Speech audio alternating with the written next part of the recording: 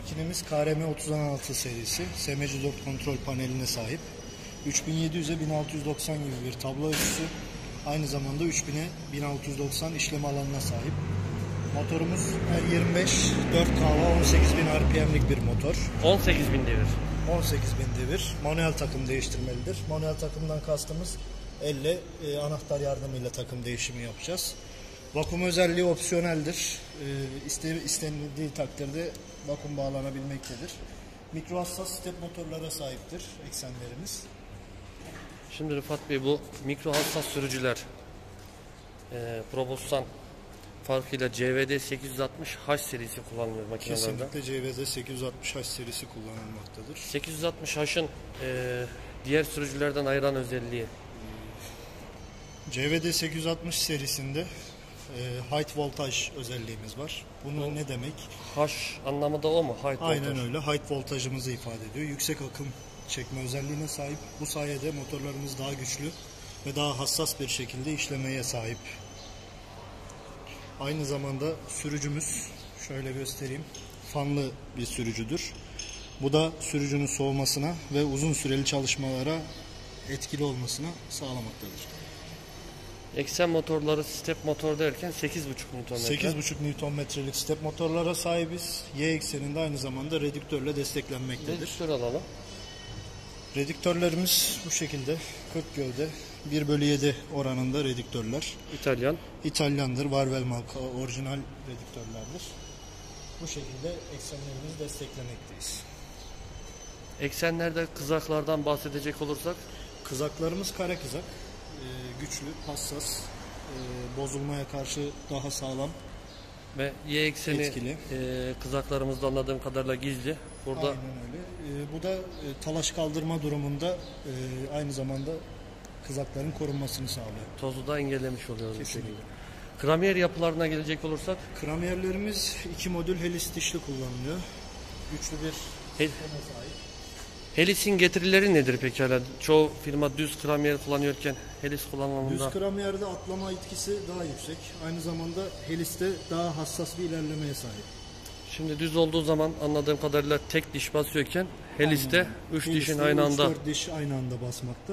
Bu atlamayı engelliyor. Ve daha kuvvetli bir tutuş sağlıyor. Ayrıca tezgahımız bahsettiğimiz gibi 4 kW, 18000 devir, ER25. Evet. Hız kontrol cihazı da? Hız kontrol cihazımız kesinlikle Siemens kullanıyoruz. Alman malı Siemens marka V20 sürücümüz. Evet. Bu Spindle'ın hızını? Spindle hızını direkt programımızdan istediğimiz ölçüde, istediğimiz RPM'de kontrol sağlayabiliyoruz. Ayrıca ısıyı da Siemens sürekli kontrol ediyor ve arıza oluşmamasını. Kesinlikle. Siemens'te de aynı şekilde sürücümüzde bulunduğu gibi bir fan sistemi var. Sürekli soğutmayı sağlıyor. 200 santigrat dereceye kadar çalışma ısısı var. Burada tezgahlarda gördüğümüz bir de fırın boya. Herhalde bildiğimiz bu akrilik Kesinlikle. boya değil.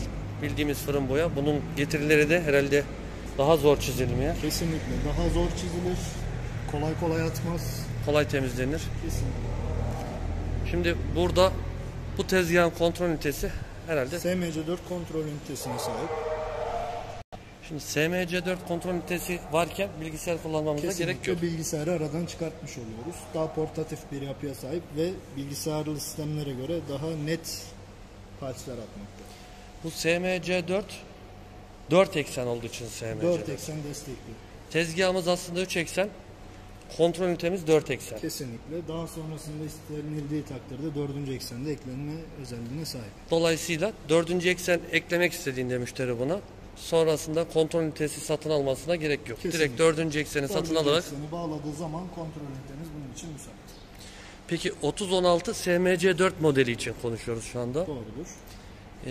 Start stop, acil buton aktif. Vibrasyon ayaklarımız yine profesyonel kauçuklu.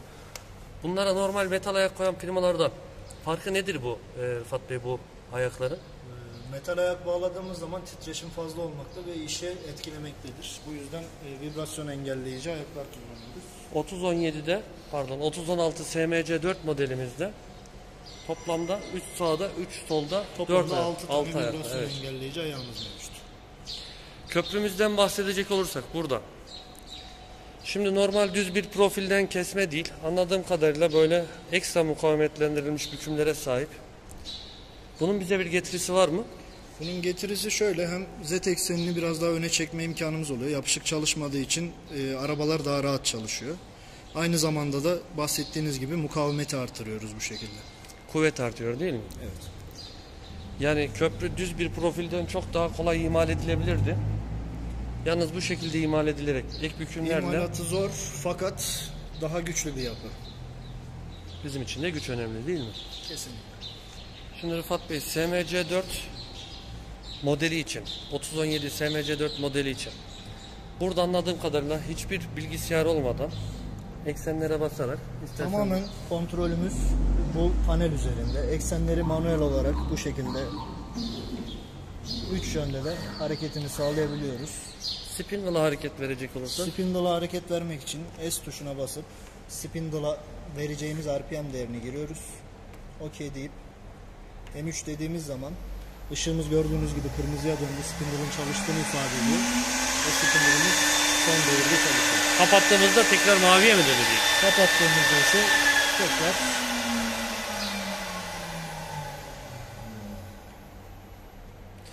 Peki spindle'ımız tamamen işlevini kestiği zaman ışığımız maviye dönüyor. bilgisayardan program yüklemekten, sonrasında da sıfır almaktan bahsedelim. Şimdi bilgisayara mini CD kartla mı yükleniyor? Mini SD kartla bilgisayardan aldığımız kodları aynı şekilde programa yükleyebiliyoruz. Bu tezgahla beraber geliyor değil mi bu Kesinlikle parçalar? tezgahla beraber bütün aparatlarımız mevcut. İlk başta resetten çıkartıp Open File dediğimiz zaman kartın içindeki dosyaları görüyoruz. Evet. Makine için hazırlanmış bir kodu açalım. SMC CNC diye. Open dedim. Şu an kodu burada gördük. Kodlar içerisinde düzenlemeyi bu panelden yapabiliyor muyuz? Kodlar içinde düzenlemeyi tabii ki yapabiliriz. Edit File dediğimiz zaman kodların düzenlemesini direkt panel üstünden yapabiliyoruz. Şu an anladığım kadarıyla SMC4 paneline bir kez program atıldıktan sonra aslında ilerlemeler vesaireler CAM üzerinden ayarlandıktan sonra bu panelle işimiz bitiyor. Bilgisayarda bağlamamıza gerek yok. Artık seri üretimdeki bir parçayı bu tezgaha yerleştirerek buradan start stop yaparak Kesinlikle sürekli olarak üretim sağlayabiliyoruz. mesela şu anda bir start dediğimizde tezgahımız çalışır mı? Start tuşuna bastığımız zaman tezgah şu an üzerindeki kodları aktif hale getiriyor. Gördüğünüz üzere 3 eksende de aynı anda hareketi çok net bir şekilde sağlamaktadır.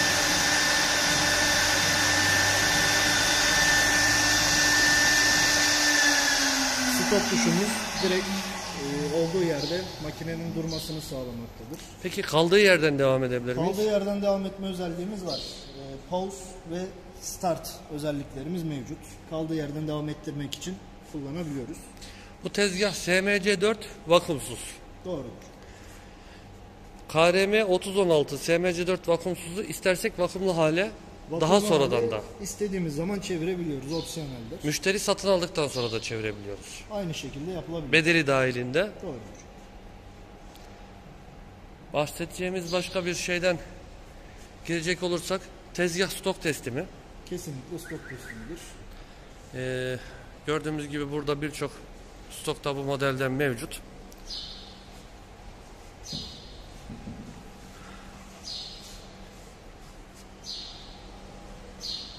Yedek parçalarla ilgili bir sorun yaşamıyoruz. Çünkü zaten Mermax CNC ile Probostan CNC eş firmalar. Eş firmalardır. Makine- 10 yıl boyunca makinelerde parça garantisini yani parça temin garantisini sağlayabiliyoruz. Yedek parçalarda Mermax CNC'den Probostan CNC satın alarak makine üretiyor. Ayrıca zaten Probostan CNC'ye de ait Mermax CNC. Dolayısıyla direkt stoktan teslim makineler Ankara Ostim'de showroom'umuzda sizleri beklemekte diyelim. Kesinlikle.